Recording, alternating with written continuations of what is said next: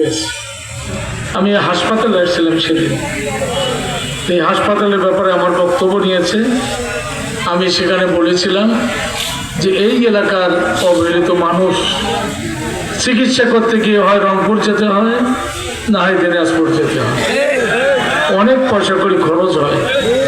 যদি এই হাসপাতালটা 50-70 নয় 100 করা যেত এবং এখানে যদি আমরা এইখানে বিশেষজ্ঞ ডাক্তারকে আনতে পারতাম তো এই এলাকার মানুষগুলো খুব উপকৃত হতো।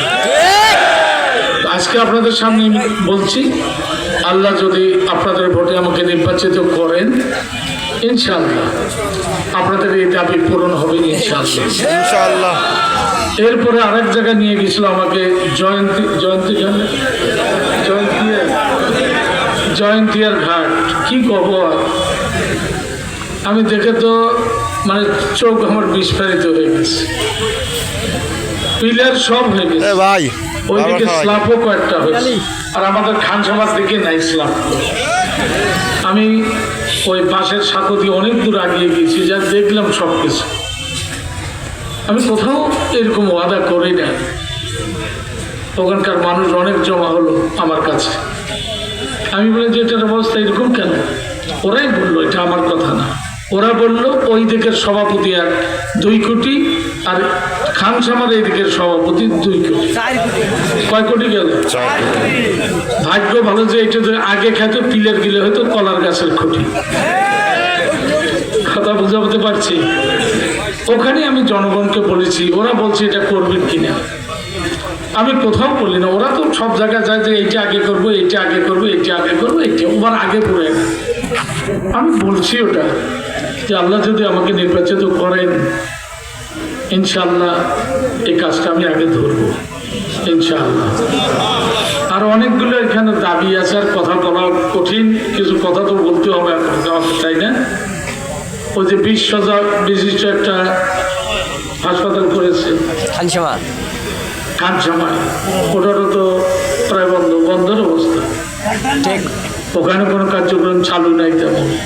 ইনশাআল্লাহ আমি তো স্বাস্থ্য বিভাগের কাজ করি, ইসলামী ব্যাংক কমিটি হাসপাতালে আমি প্রতিষ্ঠানের চেয়ারম্যান ডিরেক্টর।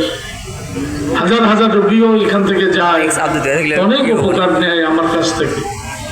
আমি এই সেক্টরটাতে অনেকদিন ধরে আছি, শুধু ওখানে না, জিহাদ ফাউন্ডেশন লাইন মেম্বার, আমি চৌকো হাসপাতাল লাইন মেম্বার, ডায়াবেটিসের প্রতিষ্ঠা মানে নির্বাচিত 12 বছর এক্সিকিউটিভ মেম্বার ছিলাম। কারণ চিকিৎসা জগৎটা আমাকে আজ থেকে ছাত্র জীবন থেকে জড়িত আমি। কারণ মানুষ সবচেয়ে বিপদগ্রস্ত হয় যখন অসুস্থ হয়, কথা ঠিক কিনা?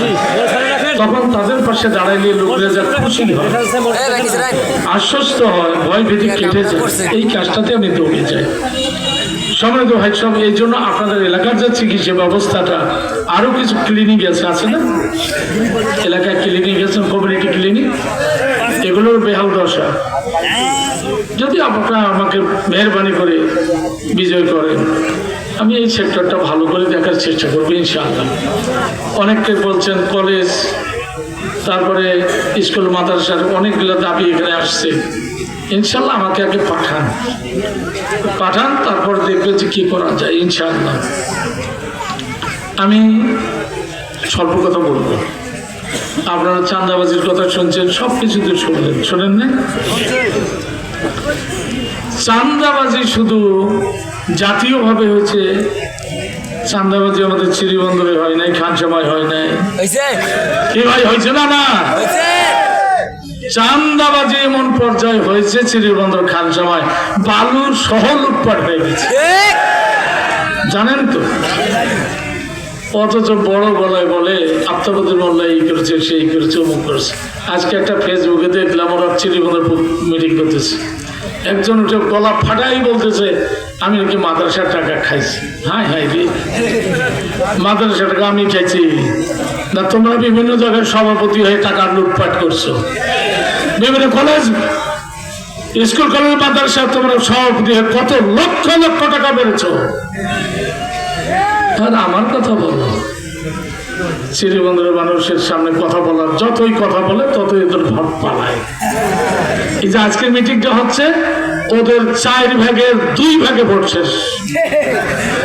মানুষ তো বিশ্বাস করে না, কথা ঠিক কিনা? কারণ 10 বছর যে জায়গায় টাকার পাহাড় সেই জায়গায় বসেছি, একটা পয়সা তো দেখাতে পারেনি। আর একজন টাকা খোর ওটা বক্তৃতা করে যে আফতাবুদ্দিন মোল্লার সময় 4 কোটি টাকা এখানে লুটপাট হয়েছে, ওনারও পার্সেন্টেজ ছিল, উনি পরে ফিরে আবার ভাইস চেয়ারম্যান হয়েছে। আমি বললাম ওখানে 4 কোটি নয়, তুমি তো কিছুই জানো না, ওখানে 2,17 লক্ষ টাকা বেড়েছিল যখন আমার মামলার কারণে আমাকে সাসপেন্ড করেছিল। ওই পিরিয়ডে 2,17 লক্ষ টাকা, ওটার মামলা করেছি আমি বাদী, এখনো চলবেন মামলা, কথা বুঝাতে পারছি। এবং একটা সিভিল কেস ওই তার নামে তাকে বাদী করে করাইছি। এইগুলো কথা বলে বেড়াই, মানে দূরে যায় বললে দূর মানুষ বিশ্বাস করে, এই অবস্থা। সম্মানিত ভাই সব, আমি কয়েকটা কথা আপনাদের সামনে বলব। উনি যুবকদের কথা বলছে, আমাদের অ্যাসিস্ট্যান্ট সেক্রেটারি, এটা বাস্তব কথা। উনি সময় পেলে আরো সুন্দর কথা বলতেন, এই আমরা আগামী দিনে কি করব।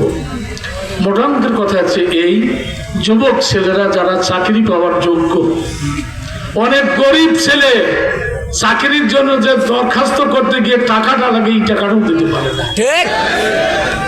আমরা যদি ক্ষমতা যাই, ইনশাআল্লাহ দরখাস্ত করতে একটা পয়সা লাগবে না। 4 কোটি বেকার যুবকের মধ্যে যারা চাকরি পাওয়ার যোগ্য, তাদের চাকরি দেওয়া হবে, একটা পয়সা লাগবে না। ওরা এই এমপি যে দাঁড়াইছে, আবার একটা ছেলেকে টাকা ছাড়া চাকরি দেয় নাই। অনেক ছেলের কাছে টাকাও নিয়েছে, চাকরি দিতে পারে নাই, টাকাও ধরে দেয় নাই। অনেক প্রতিষ্ঠান এমপি ভুক্ত করার নাম করে টাকা নিয়েছে, এমপি ভুক্ত করতে পারে নাই, টাকাও ফেরত দেয় নাই। কি বলেন? শুধু তাই, প্রজেক্টের টাকা তো লুটপাট, ওটা বাড়ি দিয়েছে বিভিন্ন সেক্টরের লোকেরা। তাই করে ভাই সব, বিশেষ করে যুবক ভাইরা, যদি পয়সা ছাড়া চাকরি চান, দাড়ি পাল্লার বিকল্প কোনো দল নাই, দল নাই, দল নাই। চ্যালেঞ্জ হয়ে গেলাম। এরপরে যারা উদ্যোক্তা হবে, ব্যবসা করবে যদি কোনো ভাই বোনেরা, তাদের হাতে আমরা কাজ তুলে দেবো। এভাবে তারা ব্যাংক থেকে সহজ শর্তে ঋণ নিয়ে তারা কাজ করবে, তারা এস্টাবলিশড হবে, সেখানে হাজার হাজার যুবক যুবতীর চাকরি হবে। এরপরে বাকি যুবকদের আমরা প্রতি ইউনিয়নে কমপক্ষে 2,000 যুবককে আমরা ট্রেনিং দেওয়া, যাতে তাদেরকে আত্মনির্ভরশীল করা যায় এবং তাদের অধীনে আরো কিছু যুবক চাকরি পায়। বাকি যুবকদের আমরা বিদেশে পাঠাবো, ওই দেশের ভাষা আর ওই দেশের যা কাজ, সেই কাজ শিক্ষা দিয়ে তাদের বিদেশ পাঠাবো। এরকম করে যেদিন 4 কোটি বেকার যুবক হাতে কাজ পাবে, সেই দিন দেখবেন বাংলাদেশের চুরি নাই, ডাকাতি নাই, খুন নাই, ধর্ষণ নাই, চাঁদাবাজি নাই, দুর্নীতি নাই। রাজনৈতিক দলের লোকেরা এদেরকে ব্যবহার করে, আমরা তাদের হাতে কাজ দেব। সম্মানিত ভাই সব, মা বোনেরা আসছেন এখানে, আপনারা শুনে যান। আর যেসব মা বোনেরা বাড়িতে আছে, আপনাদের বাড়িতে তাদের কাছে একটা মেসেজ পাঠাবেন, আমার অনুরোধ। মা বোনদের প্রথম কাজ করব, তাদের মান সম্মান, ইজ্জত এবং নিরাপত্তা, তাদের সম্মান রক্ষা হবে, 100% নিরাপত্তা।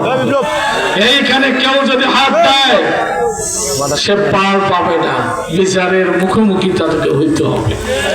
এরপর যেসব মেয়েরা পেটে বাচ্চা ধারণ করে, এই পিরিয়ডটা খুব সমস্যা, বমি করে, খাইতে পারে না, পুষ্টিহীন হয়, রক্ত শূন্যতা দেখা দেয়। এই পিরিয়ডটা মা গর্ভধারণ করবে, ওই দিন থেকে প্রসবের আগ পর্যন্ত, প্রসব পর্যন্ত তার সমস্ত পরিচর্যার খরচ ব্যয় সরকার। আমরা ক্ষমতা যাই ইনশাআল্লাহ, ওই বাচ্চাটা ভূমিষ্ঠ হওয়ার দিন থেকে শুরু করে 5 বছর পর্যন্ত কোনো চিকিৎসার পয়সা লাগবে না, এটা সরকার বহন করবে। এরপরে যারা মা বোনেরা চাকরি করেন, সংসারের সব কাজ করতে হয়, তাদের চাকরির সময়টা হবে 5 ঘন্টা। 3 ঘন্টা তার সংসার পরিচালনা, ছেলেদের সঙ্গে সময় কাটানো এবং ছেলে পেলেদের মানুষ করার জন্য। বেতন পাবে 8 ঘন্টা। যদি কোনো বেসরকারি প্রতিষ্ঠানের হয়, ওই বেসরকারি প্রতিষ্ঠানকে সরকার ভর্তুকি দিবে। এরপরে যারা বয়স্ক মা বোনেরা এবং ভাইয়েরা আছেন 60-65 বছর বয়স, যারা ভাতা পান, একদিন যদি ডাক্তারের কাছে তার 4 মাসের টাকা শেষ। কথা ঠিক কিনা? এজন্য যাদের 60-65 বছর ভাই ও বোনদের যার বয়স, তাদের আর চিকিৎসার কোনো পয়সা লাগবে না, এটাও সরকার বেয়ার করবে। সম্মানিত ভাই সব, এখন বলতে পারেন এত টাকা পাইবেন করবে। আওয়ামী লীগ 4 বার ছিল, বিএনপি 3 বার ছিল, পারল না। আর আপনারা তো ফকিরে তো বড় বড় লোকেরা নাগিয়ে দেবো। কথা ঠিক কিনা?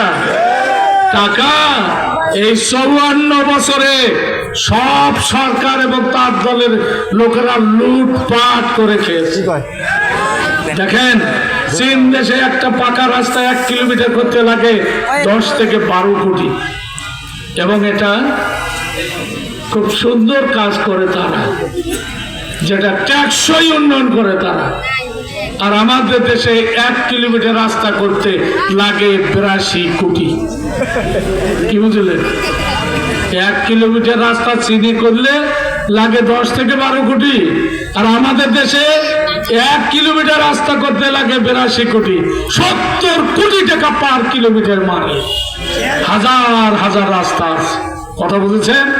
জামাত ইসলামী সহ 11 দল ঐক্য জোট যদি ক্ষমতায় চায়, দুর্নীতি তো দূরের কথা, লুটপাট তো দূরের কথা, একটা প্রজেক্টের বালু করা নিয়ে টানাটানি করার সাহস কারো হবে না। এই টাকা আপনাদের, এই টাকা আপনাদেরই সেবায় কাজে লাগবে। একটা ফকিরেরও টাকা আছে এখানে। আপনি প্রশ্ন করতে পারেন, ফকির কোথায় টাকা দেবে? ফকিরেরা সাবান না মাখলো সোডা ব্যবহার করে না, সোডা ব্যবহার করে না। ঈদের দিনে সেমাই খায় না? খায়। এই সোডা তো আছে ভ্যাট, ওই ফকির ভাইও ওই ভ্যাটের টাকাটা দেয়। চিনিতে ভ্যাট, কাপড়ে ভ্যাট, তেলে ভ্যাট, যা করবে ঔষধে ভ্যাট, সবখানে ভ্যাট। এই টাকায় তো লুটপাট করে ওরা। তাই প্রিয় ভাই সব, আপনারা যদি দুর্নীতি মুক্ত, যদি আপনারা একটা উন্নয়ন দেখতে চান, টেকসই উন্নয়ন, তাহলে আগামী নির্বাচনে দাঁড়িপাল্লায় ভোট দিয়ে বিজয় করুন।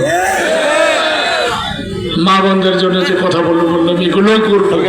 হিন্দু ভাই বোনদের জন্য কথা, আমরা ক্ষমতায় গেলে আপনাদের জন্য 1 নম্বর কাজ হচ্ছে 100% নিরাপত্তা।